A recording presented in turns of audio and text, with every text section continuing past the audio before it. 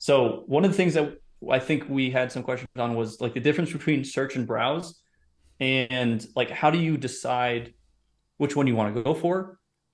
And as a third question, I think you mentioned you've bought channels before that were monetized in search, but not browse. And it sounded like buying channels is not a good idea, but is there sometimes it's okay to do it? Like, so I guess I know I asked a bunch of questions, but Yeah, yeah, that's okay. where I Let kind me of let start. me let me start from the last one, and then if I forget the first ones, you guide me through. Cool. But basically, the whole, we call it like botting channels. Okay, it's the idea that you basically speed run your way, or you buy your way to the monetization of the channel. Now, when it comes to browse, we don't recommend botting your channel, because when you start a browse channel, every little signal counts in terms of who interacts with your channel, because that gives YouTube an idea of who is potentially interested, right? It's like a whole history from the very first video you upload to the video you're uploading now, right? All of these little signals, everything matters. So if you have a bunch of random people from all over the world or whatever, just watching your video, that the algorithm is not going to understand like where are these people coming from, why are they watching, and so it's going to have a really hard time finding the right audience for your videos. Now, when it comes to search, it's a bit different, because with search, it doesn't matter on a like a channel level, right? Because what matters is the individual video level. Basically, it doesn't matter like all these signals, because in search what matters is like each individual video. The goal is just to get it ranked. That's it. You can have a channel talking about, I don't know, book reviews, and then you can publish a video, like a search video about how to build a car, right? And if it's like a really good video, it will rank even on that Mm. channel. Like I on my see. main channel, I had a bunch of videos that ranked in search. Like one of them is like, what was it? How to start a fire with wet wood. And and Interesting. and and keep in mind, I was talking about like drop shipping for like 1.5, 2 years, and then I just made that video because I was starting these fires at my parents' place every single day, and that video ranked, and it's making me money. So Hmm. like that's the interesting part about it, right? But for browse, I don't recommend, because for browse, you want to keep it a clean channel. You want to go through it. And you want to double down. Just the data is going to be much more clean. Basically, that's what I'm saying. Okay. Um, the second question was, please remind me. Let me go back It one. was it was it was search versus Okay. browse. Yeah. Search. How do you choose which one? And Oh it yeah. sounds like browse is more of like if you're going to have a theme, which I'm assuming is that almost always the case. Like I'm going to make a channel about some history, American Revolution, and I'm going to have all these stories about like that would be browse.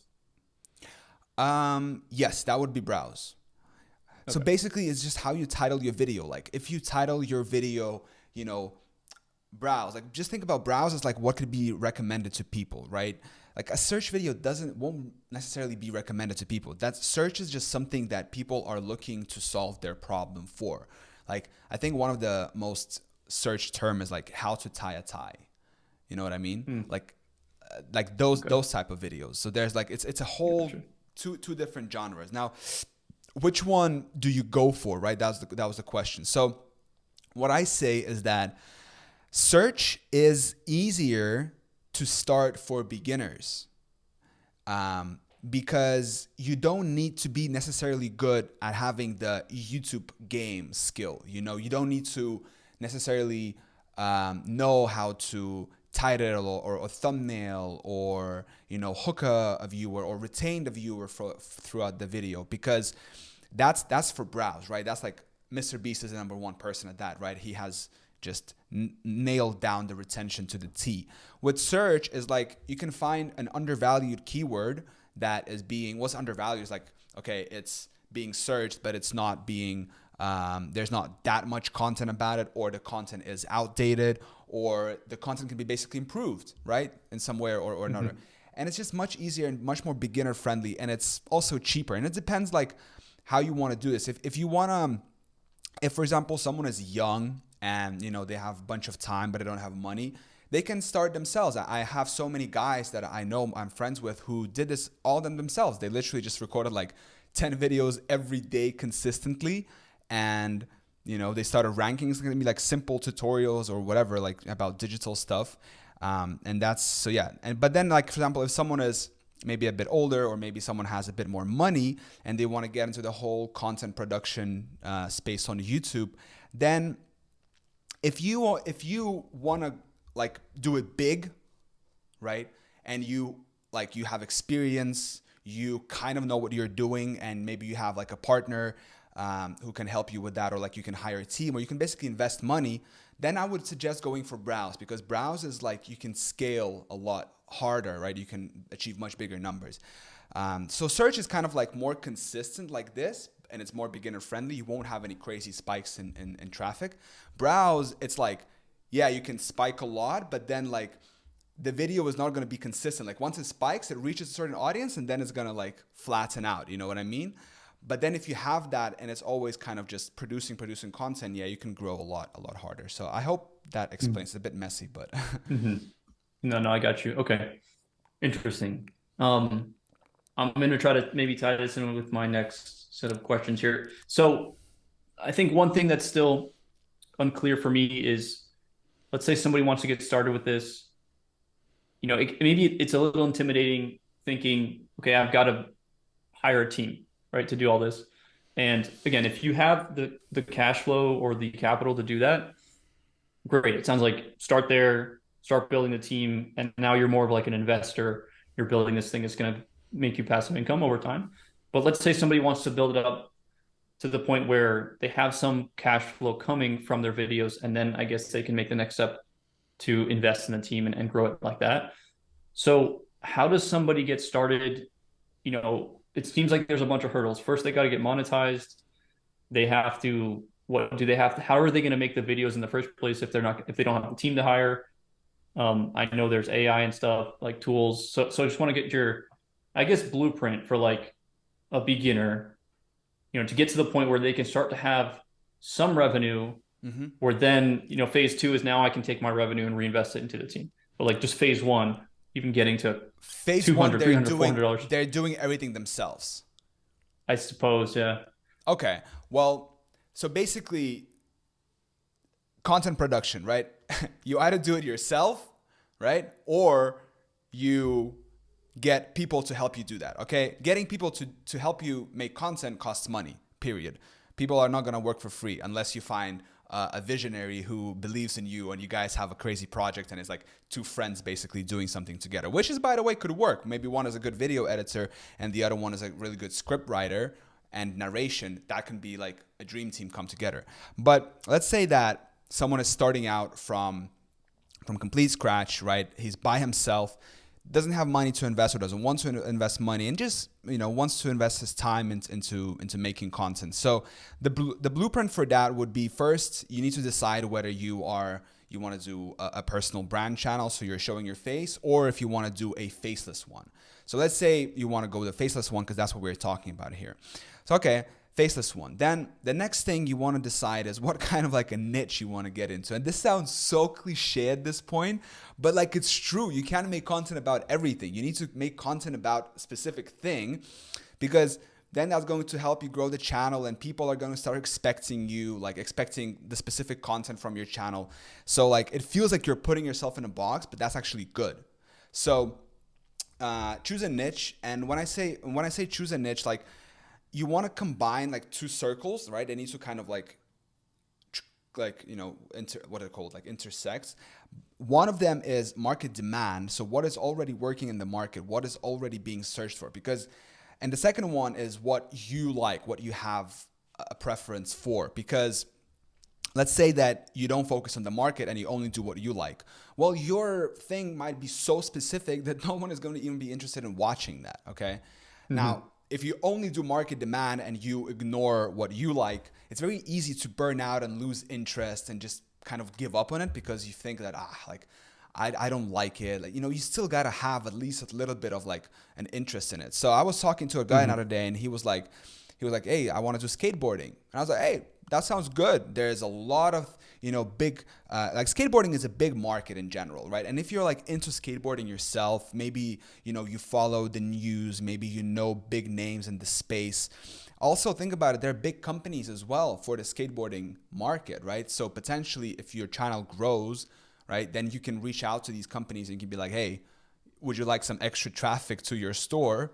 Let's set up an affiliate thing. Sure, they'll be down for Mhm. that. So those two things intersect, the market and then what you like yourself. Okay.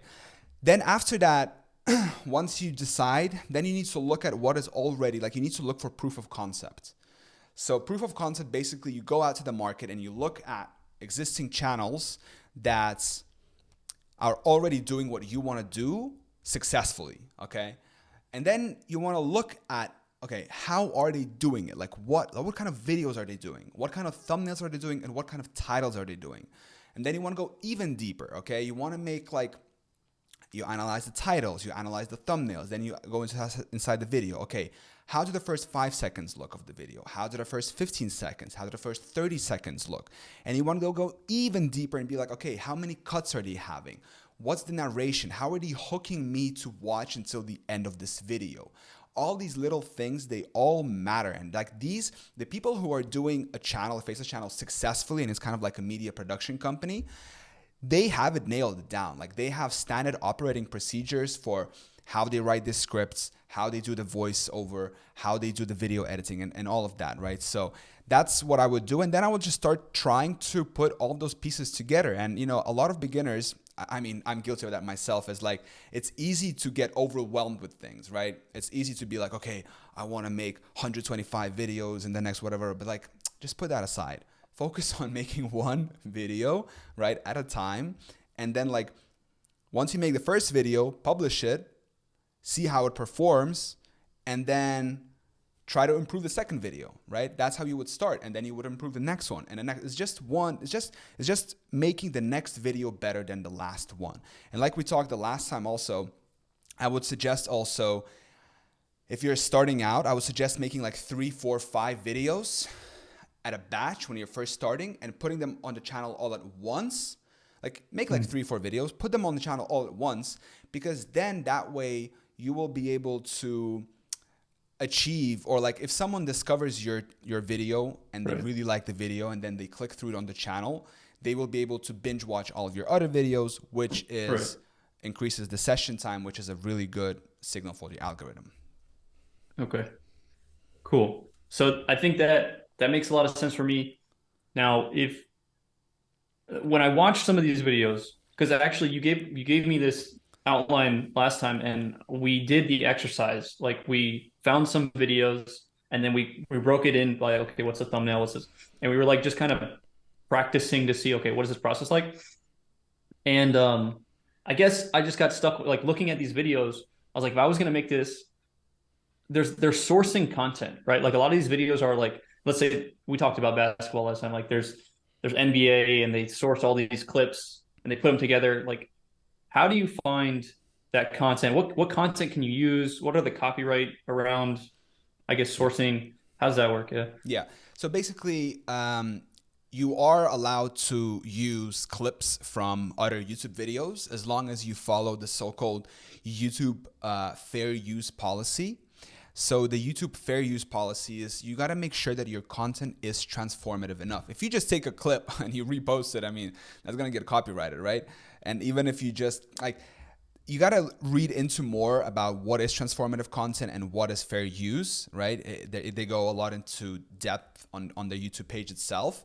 But basically making sure your content is original. So if you're making an original video, let's say about basketball, right? And you are doing top 10, I don't know, LeBron James dunks or something, then you search it up on YouTube, right? You download the videos, the clips, and you rearrange them. So it's not like you just take one, right? You get a nice dunk that you like, you cut it, you put it, and then you have the voiceover, right? And then you have the special effects and everything. So that's all of a sudden becomes the original content. Okay. So it's not like when people just do it kind of, without putting any effort into it, that usually gets strikes or whatever, copyrighted, right?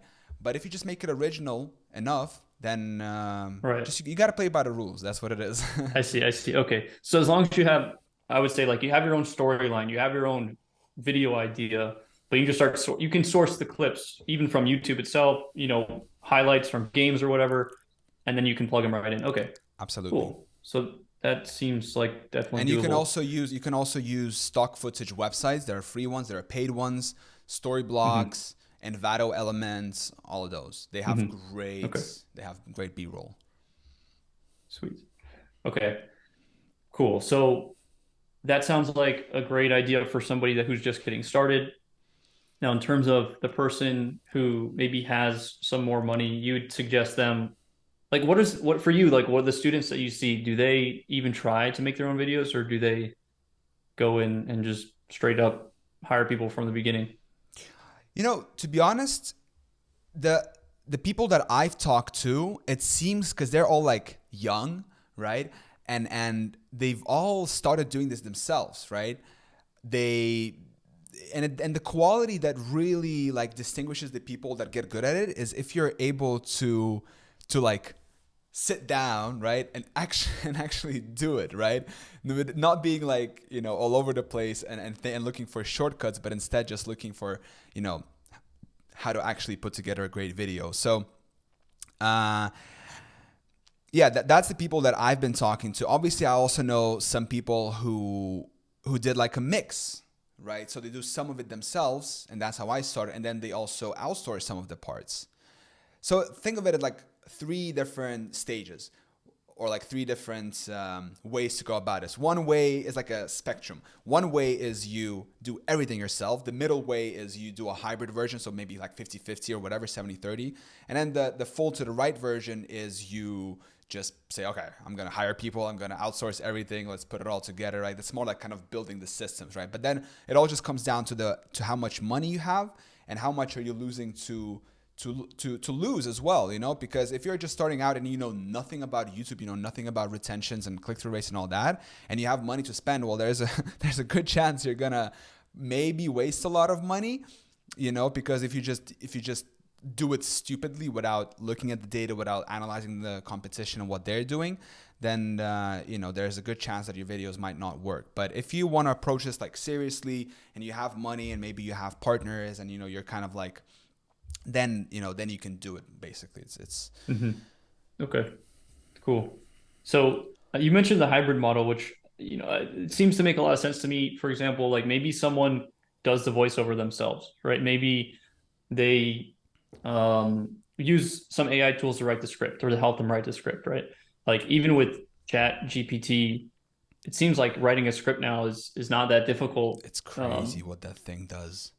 Yeah, yeah. I was playing with it the other day, and it was just like I literally wrote in like write a script, a YouTube script about X topic, and it just like Yeah, it's so crazy. yeah, I got like an extension from my Google Chrome, and it's like it's revolutionary. I mean, is script writing going out of business or what? yeah, it's I don't crazy. know. So I think that you can probably use some tools there. The main thing is just the video editing. Like that's where I think the primary skill comes into play. So but you can really reduce your costs if you have a script figured out, if you have the voiceover figured out, and But you then, come up with the but then idea. Then also like think about it this way: how good at right now an AI producing a script for YouTube like that is going to retain audience's attention. You know what I mean? So I haven't tried it myself, as in like implementing that and seeing what kind of retention I'm gonna get. Maybe it's gonna work really well, but to me, like if you take Mr. Beast, right, and you say, hey, write a AI, write a Mr. Beast type script, video, like it probably won't do such a great job. So yes, you can use tools to reduce your costs. The GPT writing thing is a great example of that as well to get started. But then like also think about it this way. You are not alone in the market. You are competing against other people, right? And you are competing for audience's attention. And just look at your own behavior. What kind of videos do you prefer watching? Do you prefer watching like great videos, right? If there's two videos about the same thing, right? One is like better than the other. Which one are you going to choose? Obviously the one that is better, right? It's just an obvious choice. And that's how exactly how the algorithm goes about this, right? So you can use tools and they can be really helpful in the beginning. But eventually I think you do want to have a great team in place that will enable you to produce high quality content that the end user is actually going to find valuable, enjoy, Mhm. and yeah. Yeah. Okay. Cool. All right. So I kind of staying on the same topic about getting started. I want to talk a little bit more about monetization. Um, is it just kind of brute force your way to get to the 1,000 subscribers and the 4,000 hours of watch time? Um, what are ways we can make that easier? I suppose, talking about affiliates could come into play here, so that you can monetize, while you're in that phase of just getting started. So I guess, yeah, just thoughts there. How do we break that barrier? Because I could see that being a big obstacle for people to want to get started. Yeah, it took me a long time to get to monetization because I was so new to YouTube. I didn't know anything and I was making all kinds of like different content. I didn't understand like anything. So I was really learning it the hard way, right? Now if I started a brand new channel, I would probably be able to monetize way quicker than the first time, right? Because I just know a little bit more about okay, what needs to get done properly. So, like you said, affiliates is a good way to start making money without reaching the YouTube AdSense requirements, partner program requirements. Another thing is, yeah, I like if you want to do this, if you want to play by the rules and you're starting a browse, like spend money to on a video on like Google Ads to promote your video and get that. That's gonna cost a lot. I tried it. It's very expensive. If you have money to spend and you want to just kind of, you know, do it and just start getting monetized, sure. I mean, you can do it, but it's gonna be expensive. Like very. So probably the best way is to just go at it and that's it. But the good thing is that here's the good thing, and this is what a lot of the people that I talked with to about is like, yes, you work for a long time without getting paid, but think of it as in like delaying the gratification, right? Hmm. Because then when you do hit the monetization, like the next day it jumps to like 50, 30, 40, 50 euros, like $100. You know what I mean? It just jumps like because the views are already there. Like you have a backlog of videos. Sure, you're missing out on some revenue, of course, like posting those videos and everything, but that's just the game. That's what it takes. And then once you do reach the monetization, you have a backlog of videos that are bringing in consistent views, and your income just straight away like boop goes to a level and just stays there basically. Yeah, I got you. Okay. So by stays there, you mean like it will hit, let's say $50 a day, and then as you add more videos, it will like, Yeah, continue to, exactly, yeah, okay, cool. exactly. Obviously, it's gonna fluctuate because the RPM fluctuates as well, but Okay. it's not like it's gonna go to like 50 and then go back to one. It's like Yeah, it's gonna yeah, I got you. climb and then it's like this is gonna stay at a certain level, and then as you publish more videos, it's gonna slowly increase. Yeah. Okay, cool. All right. So I think I've heard you talk about this principle of like breaking even. I think it was like, let's say it costs $100 to make a video. If you can get to, and you want to make 4 videos per month, if you can get to the point where your channel's bringing in $400, you're basically able to make videos for free, right? Yeah. How does that how does that play out? I mean, I just like the idea. It makes me think of, now you're really like an investor and you're focusing on compounding your channel the same way you'd focus on investing in the stock market, and you like reinvest your returns and you see like exponential growth. I Yeah. suppose the same idea can apply. So could you just touch on that? Is that like kind of the right analogy? And Yeah. yeah. So I mean, you hit it right on point there, and that's what I really like about this business is that just like you said, like if a video cost, like you have a hard fixed cost, right? Let's say to run your thing. I don't know. Let's say $500 a month. You're making 4 videos one time per week, and if you like the point at which your channel in revenue or in a combination with revenue and sponsorships and brand deals or whatever starts making more than that fixed cost, I mean, that's it. It becomes like a cash cow, right? Really, really. And then every additional video that you add to your backlog, to your library, is just gonna, increase that ceiling, slowly, slowly, slowly. So it really, like, the reason they call it a cash cow, because once you do reach that level of break even, then every additional video that you add to your library is just becomes another worker. Like, I like that analogy, that is kind of working for you 24/7, because it's just, I really think people are underestimating this, like, this time we live in, and this opportunity called, starting a channel on YouTube, whatever it is, because no matter what you do, you're getting views consistently, man. Sleeping, traveling, going on a date, whatever you're doing, the videos are there, and people from all over the world are watching it. So I really think people are still underestimating YouTube. And in the next 10 years, I think we're going to see a massive, increase in viewership and new channels created. So I think this is going to be huge, man. It is already huge, but it's going to be even bigger. Yeah. Love it.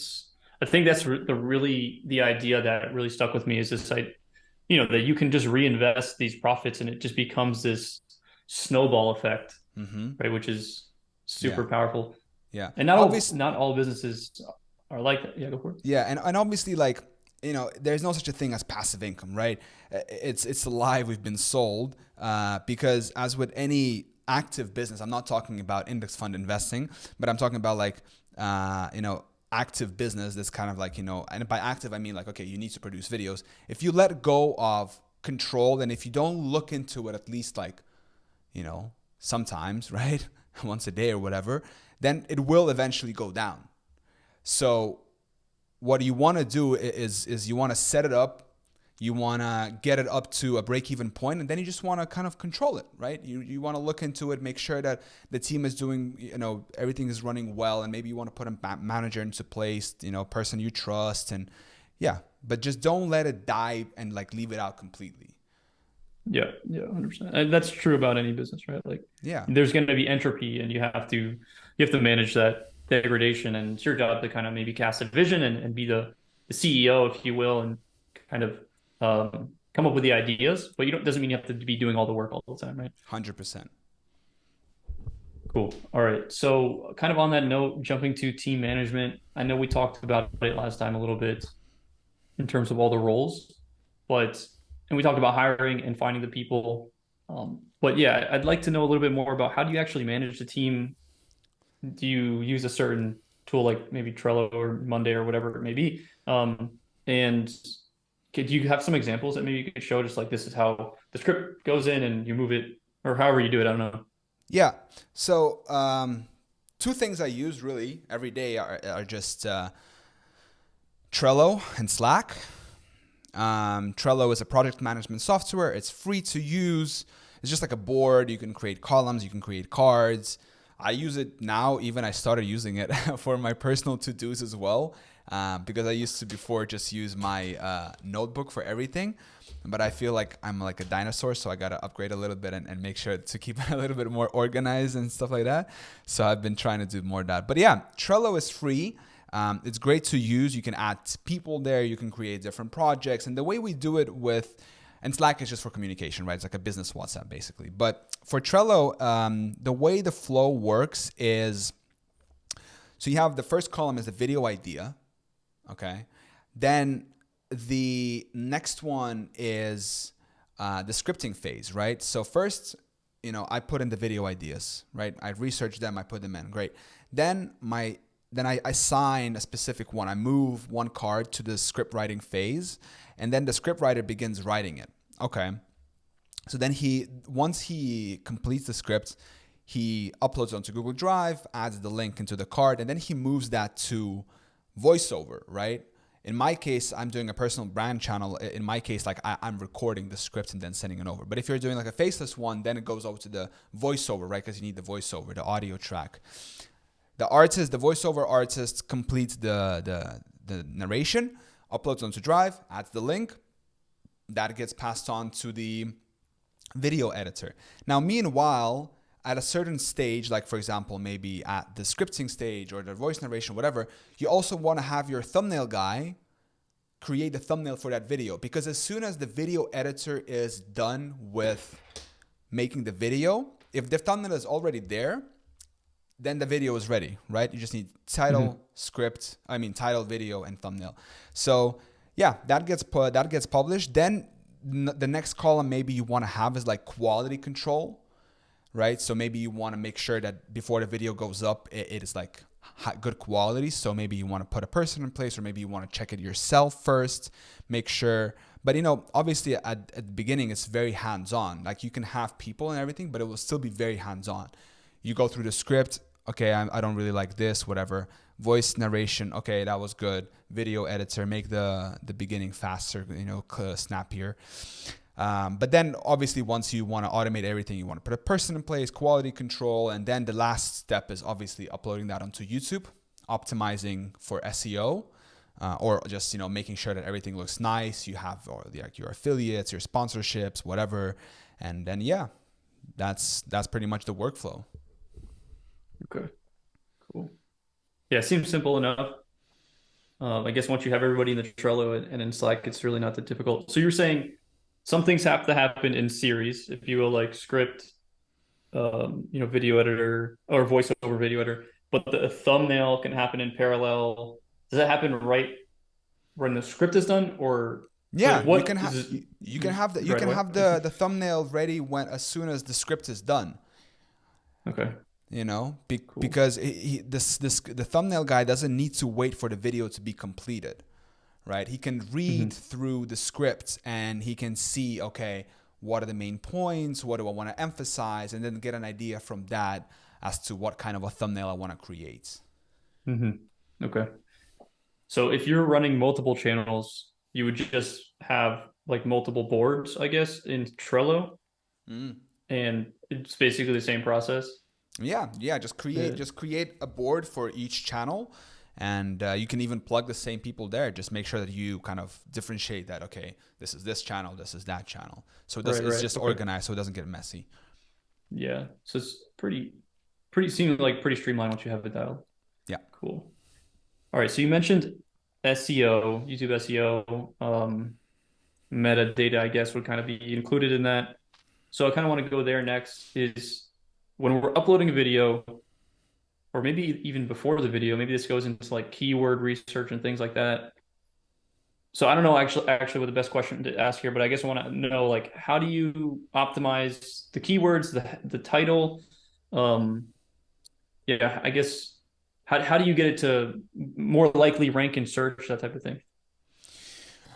Right. Well, that really depends. I mean, what you're going for. So, again, if you're going for a search channel, then you want to have that specific keyword that you're going for. Let's say you're going for how to tie a tie.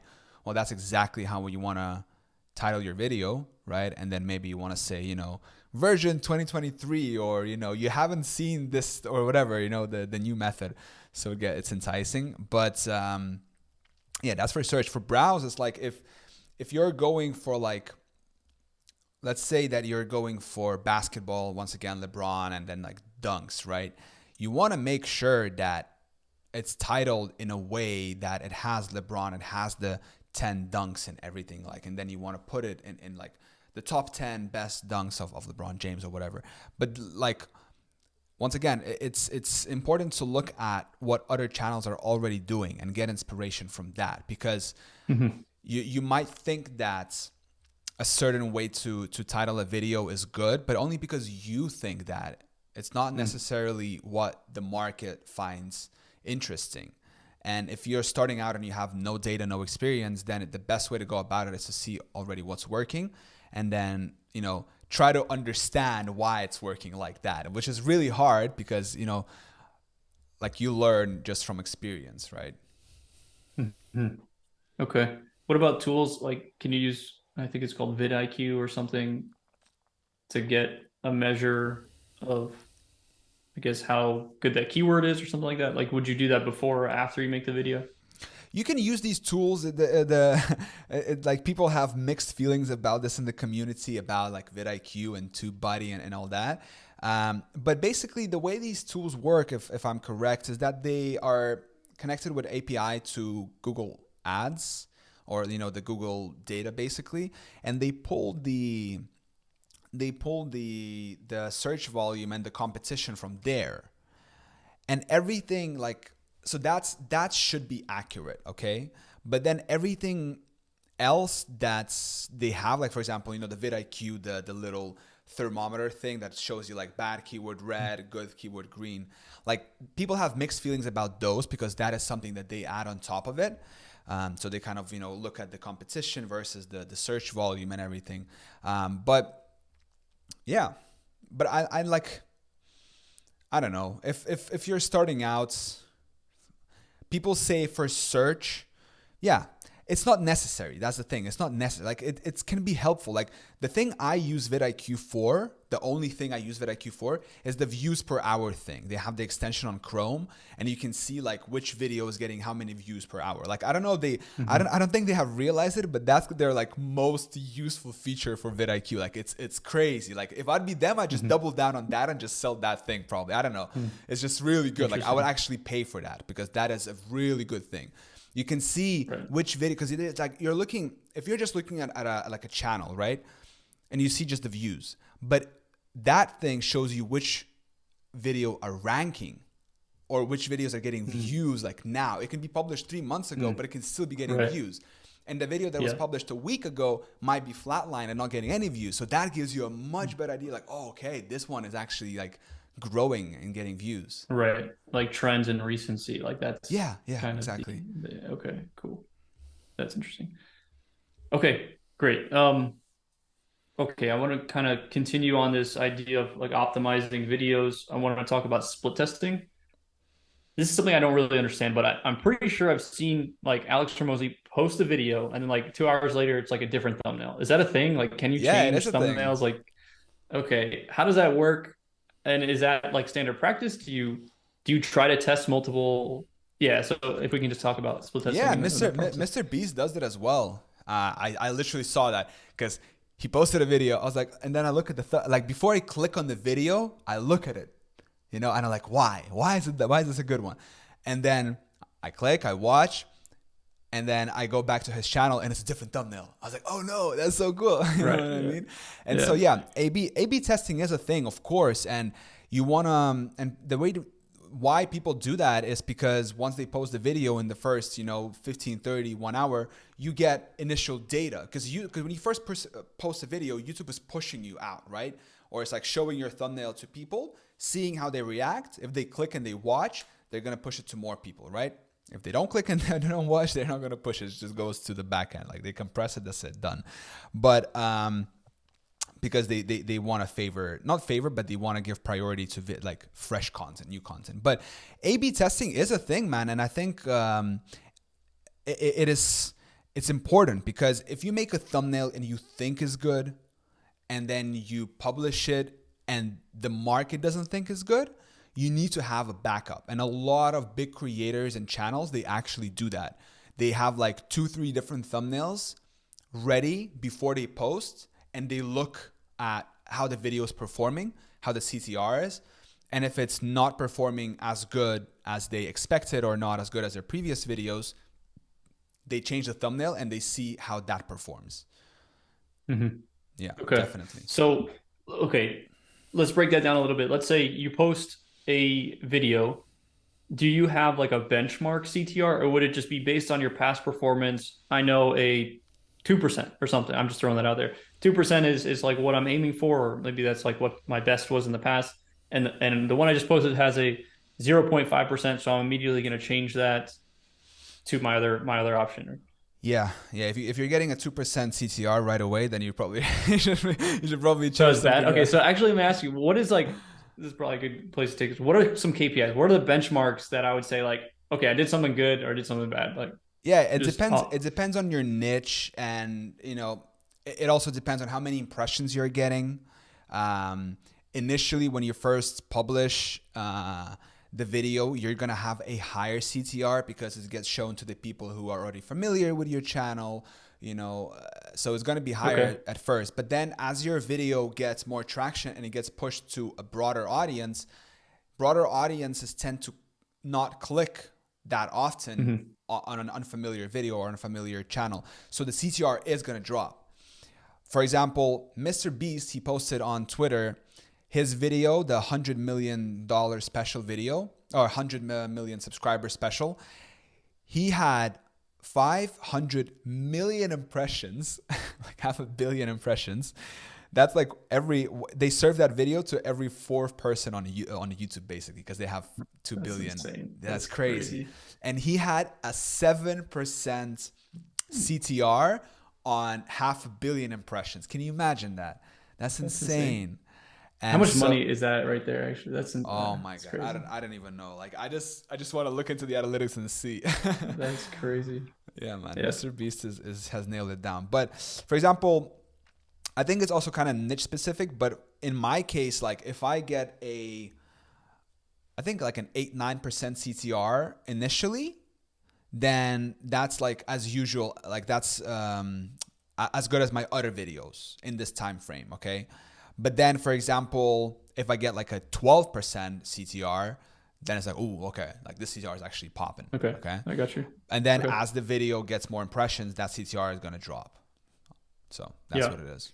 So first thing you would do, let's say you post a new video and you get a 4% CTR. You're like, all right, that's not good according to your benchmarks.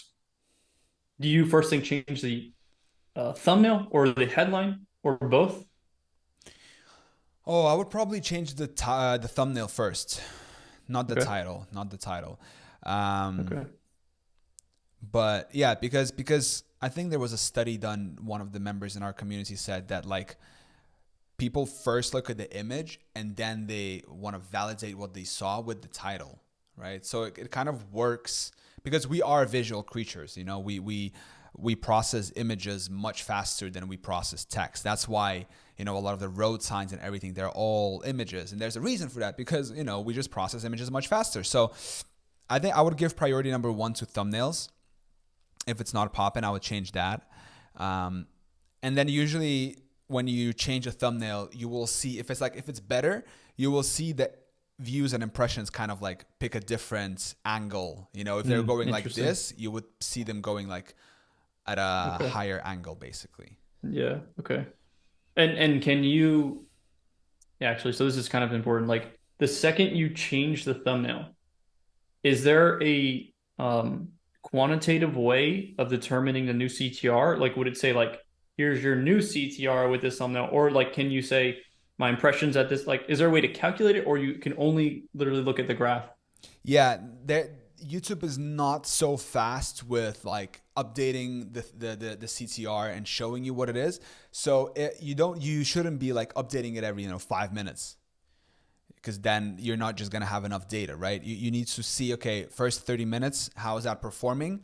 Okay, in this first 30 minutes, we got this many impressions and this much CTR. Let's change it up now. Let's give it another 30 minutes. Let's see how the CTR changes and how many impressions we get there. And then you compare, and then you see kind of like what it is. But Okay. not like be slow to change. Yeah. Okay. Um, So just to get this clear, because I used to be an engineer, so I love like numbers and stuff. Of So course. I apologize if this is like annoying for you, but okay. So let's say I launch the video and I get whatever 1,000 views, and my CTR is 4%. Then now I'm going to change for the next 30 minutes. And when I make that change, would I then see okay at the hour mark I have 2,000 views, and my CTR is now 6%. So then I can calculate the percent CTR on that 1,000 by like doing all the math. Yeah, Um, yeah. So yeah. basically, the way you would want to do is like, I think YouTube updates the CTR metrics every hour. I think that's what it is. So what you want to do is you want to give it an hour, see what CTR you're getting in that first hour, change it up, and then see how does the CTR got affected in the second Okay. hour. Yeah, I got you. So But you're then just you seeing like the overall increase has changed. Yeah, yeah, Right. You're looking for and okay. then you also want to keep in mind that your video gets pushed initially first, and then from that initial data, then it gets into how much we want to push it further. But a thumbnail can revive a video as well. So I Hmm. remember I was watching a video about Mr. Beast's videos and how they would now, because they basically went back to his old videos and they changed up the thumbnails on his old videos. Interesting. And what can happen is that your video can be flatline and dead, but then you change the thumbnail, it will get like a few impressions, and like the CTR would be high because all the other metrics are aligned, and then the algorithm can be triggered like, oh, there's a new thumbnail, like people actually want to click and watch this, Yeah. and then the video can go like this. Wow, that's interesting. Okay, so I really like this whole testing thing, so I'll ask you some more questions about it. Let's say you get your benchmark 9%. Do you still try a different one to hope, hey, maybe I'll get 12%, or are you just like, I hit it, I'm good, I'll keep it here? No, I probably will just keep it the way it is. Okay. I will just try to improve it for the next video. Just always Okay. try to improve it for the next video. Yeah. But what I should be doing is I should be having 2, 3 thumbnails, and first seeing with like consulting my team, maybe, okay, which one guys you like the most, maybe asking the community, friends, whatever. Hmm. And when you, like, for example, if you make 2, 3 thumbnails, right, and you want to ask your it's like a little hack thing. If you want to ask your friends or family or people that are actually physically close to you, like, which one do you like more, and you show them two, don't take what they say as the truth. Look at their eyes. Hmm. And where the eye is most focused on, that's the one they're most attracted to. And that's interesting. So like when you show them which one they look at first, and then which one they also, because they will then look at the other one, and then which one are they looking at the longest, because usually they will look here, they will look here, here, and then maybe like back to the left, and then oh, okay, they're more attracted Interesting. subconsciously to that one. That's pretty cool. Yeah, I like that little hack. Yeah. Yeah. It's honestly a really good idea because you can get so much feedback just from, people around you before you post stuff. I think it's a good rule of thumb for anything. Like even like we were talking about earlier, whether it's writing copy, coming up with ideas, just like bouncing it around is always a great idea. Yeah. All big, Cool. all big, Okay. all big things happen in collaboration. That's why like humans are a collaborative species.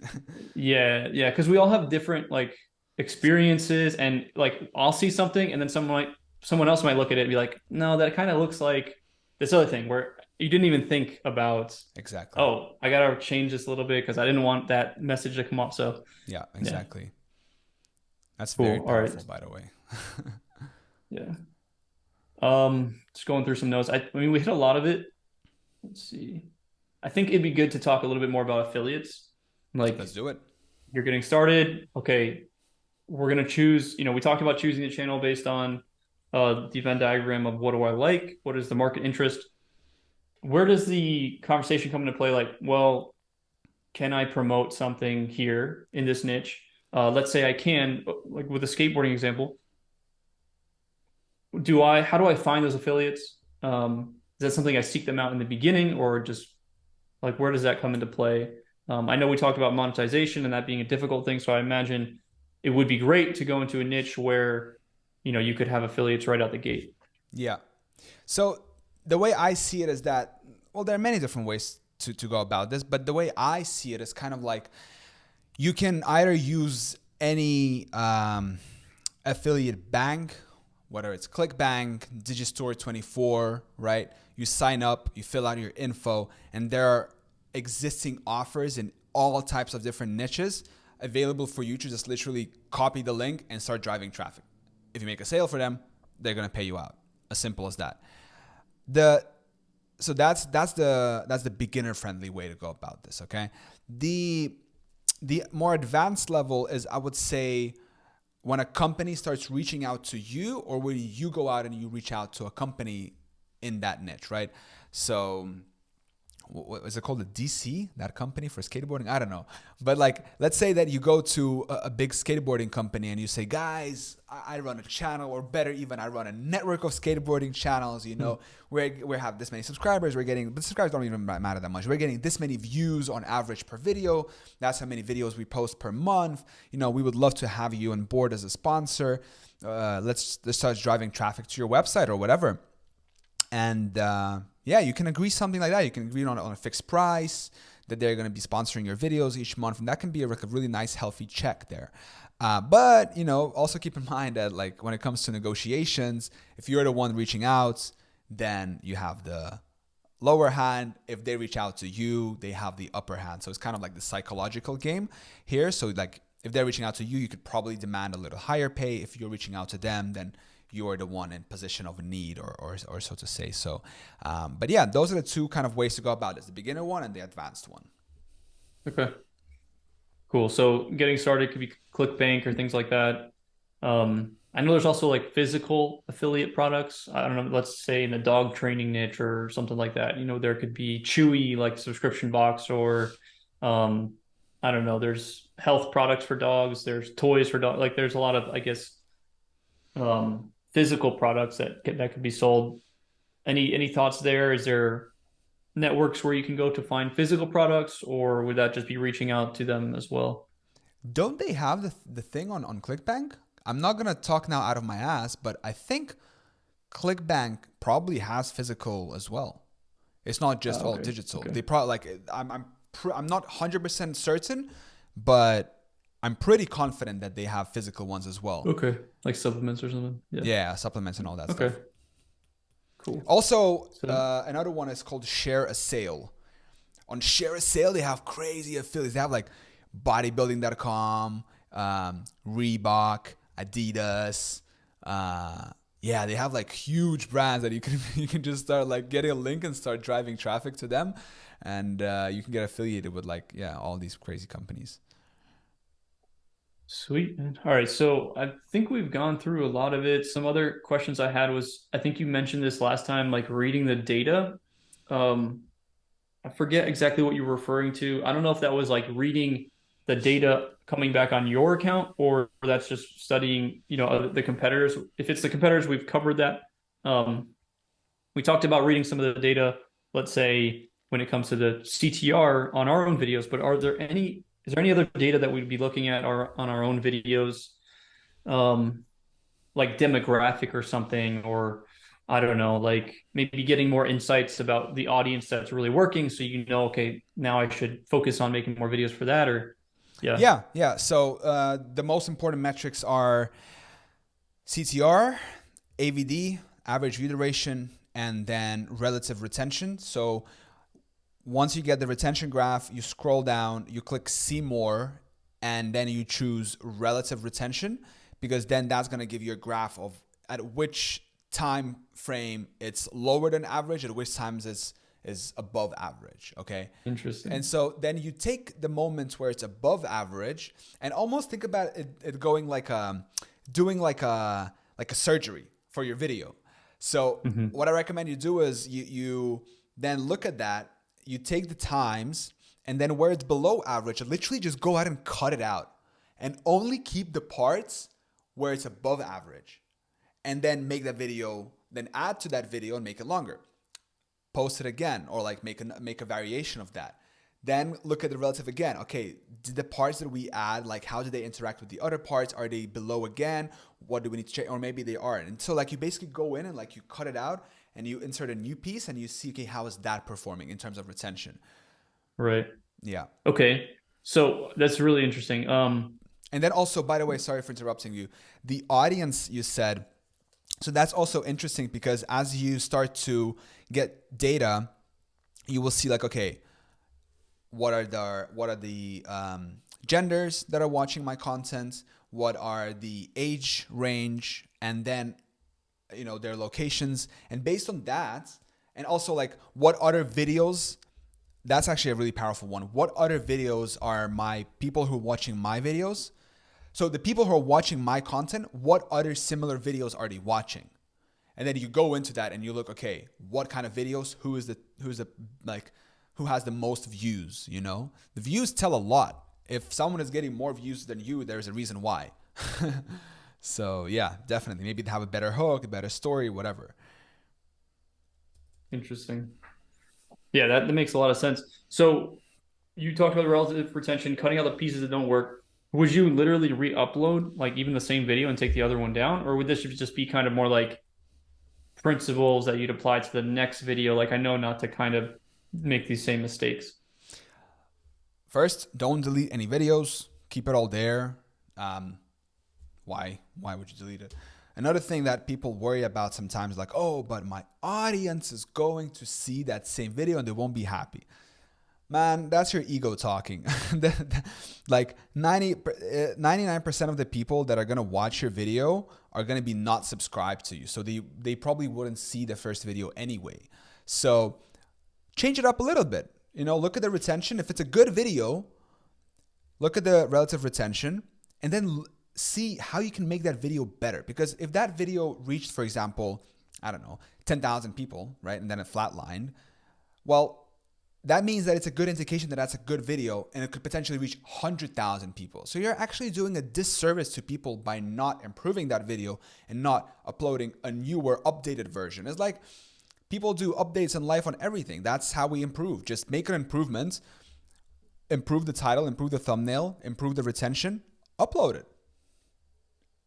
That's pretty cool. I didn't know you could do that, but it makes a lot of sense. It's almost just like constantly improving a video. I mean, I guess you would probably just do that once, but every time you make a new video, you're going to learn by studying the retention.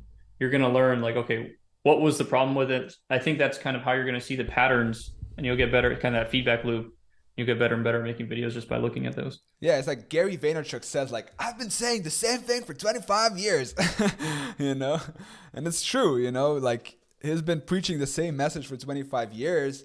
And, a lot of people say, oh, but I already said that. But like, it's fine. There's new people coming into the market all the time. Don't be afraid to say, if you really stand by your message, don't be afraid to repeat yourself because you're reaching more people. And like they say, like what the repetition is I can't remember the saying what it is. Maybe you can help me. The mother out. of skill, yeah. Yeah, the mother of skill. So like the more you do it, the better you get at it. So Okay, cool. So you mentioned average view duration, AVD. I'm assuming that's going to be a different benchmark for every channel. But can you just, I guess, speak that a little bit? Do you have like, okay, I know normally my videos are 10 minutes. I want to at least hit, 3 minutes? Like, what would your percent view duration be as your average target or something? So Cool. this is actually from YouTube themselves. So what's a good video retention rate? Okay, it depends on the video length.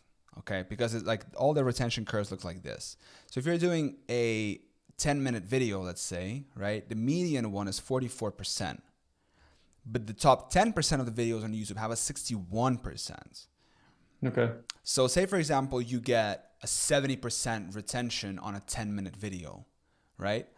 That will mean that your video is probably going to be in the top 1% of all the YouTube videos in terms of like, views and everything. And you can see here, 3 minutes, 82%, 6, 71.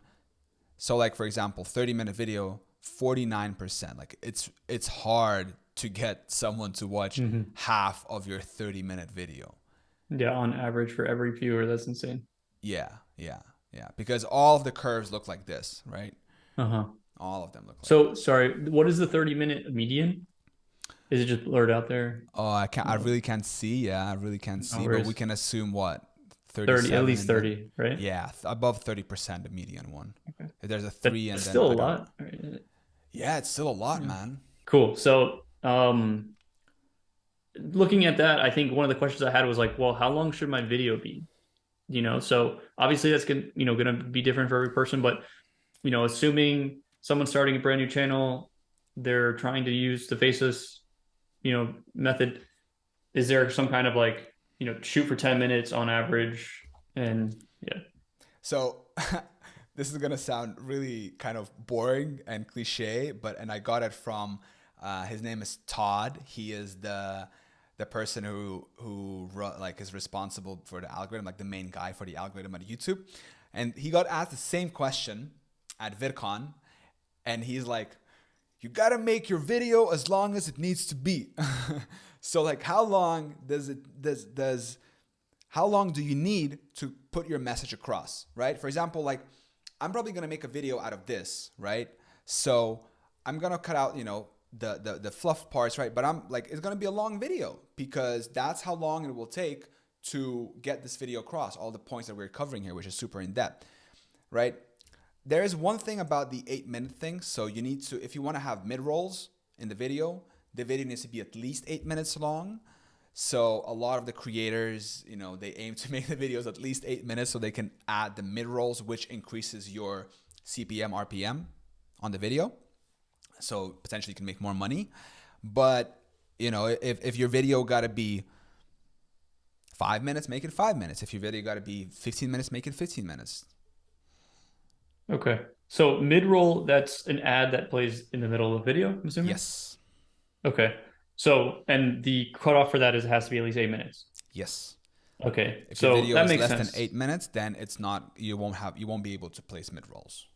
Got it. Okay. So seems like, do you have any idea of how much that might help boost your revenue, or it's not really known, or like Oh, it helps. For sure it helps because really? yeah, because if your video is less than 8 minutes, you can have an ad only the 5 seconds before, right? And then maybe YouTube is gonna play one at the end of the video. Yeah. Okay. But Okay. like Graham Stephan, the the person who really optimized his earnings from YouTube, he always tries to make longer videos because they have higher CPM basically. Okay. Yeah. I guess the downside to making a longer video is it might cost you more money, time in editing or whatever. It might be more expensive. Yeah, it costs more, and then also it's harder to get it. It's harder to keep a viewer watching for longer. Right. Right. Okay. Cool. Sweet, man. Well, I'm glad we went into that. That was really useful. The whole retention and stuff. Is there a way that you could show like a relative retention curve without maybe showing any sensitive information, like with, Um, well, on my channel, I suppose, or just something that, would just show a visual? Because I think that's really interesting. Obviously, I don't want to show sure. anything. So I'm gonna do a little a little flex here, but I'm Go gonna for it. show like a really good retention. Okay. A really good retention. So this video is titled "This Killed My YouTube Automation Channel." Right? It has 1.3K views, made 16 euros, got 18 subscribers. Yeah, I guess like a little bit of views. But what is important is this graph right here. So this is the retention graph, right? Okay. And you can see that this is a 6-minute video, right? The average view duration is 333. So if I would have made this video, let's say 8 minutes, right? And I had the same retention, like you see how flat line it is. So this gray Yeah. right here, it how it usually my videos perform. Interesting. So by the Okay. time I get to the end, I'm like at 33%, right? But Hmm. this one, it was just flatlined the whole, and it was just like everything is above average. You see, above typical retention, above typical, and here it's just like all flatline. So I was so proud of this video. Now, what I was talking to you about here is once you're here, you click on see more, and then here you click here, and then you click relative audience retention. Aha. Okay. And this is now going to show you. So you have the average, right? This is your average. And you can see that my whole video is all above average. And this one is like high. You can see that at I 108 is see. actually Okay. high, above average. So this whole I got you. video is like really good. Now, let me show you another Real example. quick question. This is relative to your videos, so not like across the board on YouTube or like Yeah, in this niche or something. Okay. this is relative to mine. It's Okay. all individual, okay? Got you. Got So like Mr. Beast is going to be different. you. Got you. What else can I show you here? Let me see. For example, one video that really popped for me, you can see like it got 7.8 thousand views, and like it's way more than all of my other videos, right? So let's see. Let's try to analyze. Okay, why is this video performing so well? You can see that the thumbnail is really good, and that's what people told me. And like we can look at it here at like 82,000 impressions. This video has a 6% CTR, Hmm. which is good. Mhm. Okay. Now let's look at the retention. You can see the video was getting like views consistently. It has been just over 35 days, and it's at 7.8. And I've never had anything like this happen to me before. I kid you not. And it's all external. So I guess that's like Google search. Okay. Now, Okay. you can see that the average percentage viewed is only 29% here, but Hmm. the video is 21 and a half minutes long. So the Hmm. average view duration is 6.2. Now let's go in and let's look at the relative one. And the title is How He Makes 42,000 a Month with YouTube Automation. That's my friend John. So you see, average, above average, above average. Then here, this is what I was talking about. At minute Hmm. 608, people start dropping below average. So what I can do is from minute 608, from here, I can cut out this whole Hmm. part until like 1320, Hmm. and then just stitch from 608 to 1320. And Right. this video could Okay. perform even better, probably. Right. Right. You know what Okay. I mean? So that's Yeah. that's what I was talking about. Actually, I didn't look at this, and now like I'm telling you this, I'm like, man, I should probably do this and like do it again, because like it's like this video has been performing really well. But I want to warn you about something, because this has been happening to my friends and everything. Look at this. So you can see that revenue was climbing, okay, 10, blah blah blah, 20, 30, blah blah blah, and then on the 30th of November, it climbed to 84, and it's just been flat. It made 4 Hmm. euros in the same time period that it got 80. Okay. Now Interesting. this is where we get to this part. Look at this. It's gonna make all sense to you. Boom. Just the RPM was like 30, which is really high, 26 euro, That's crazy. 14, whatever. And then from here, it drops on the 1st of December to 1, from 25 to 1.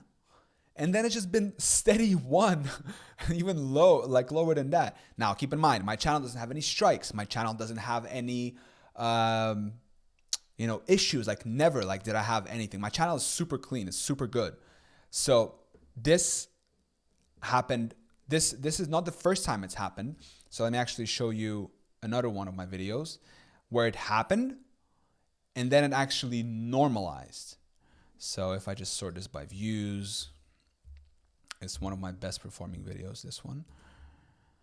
Actually, my best performing long form video. This video has made me 1,000 euros, which is incredible. And I made this video like 996 days ago, right? So this to me, this is the power of YouTube, right? This is incredible. You can see that retention And is it's not, been steady too. Like just it's been so steady. And like, look at the that's money. pretty cool. Like the money Yeah. like doesn't stop. It just keeps going, right? That's But I cool. wanted to show you this. So you can see here, okay, I think it was, yeah, December. Same exact time, 1st of Hmm. December. Coincidence? I don't think What? That's so. so weird. Okay, so look at this. This is my highest earning video. You can see that RPMs here were like 155 RPM, whatever. Like the average one is 28 in this time frame. But then, okay, 1st of December, 0.03 RPM.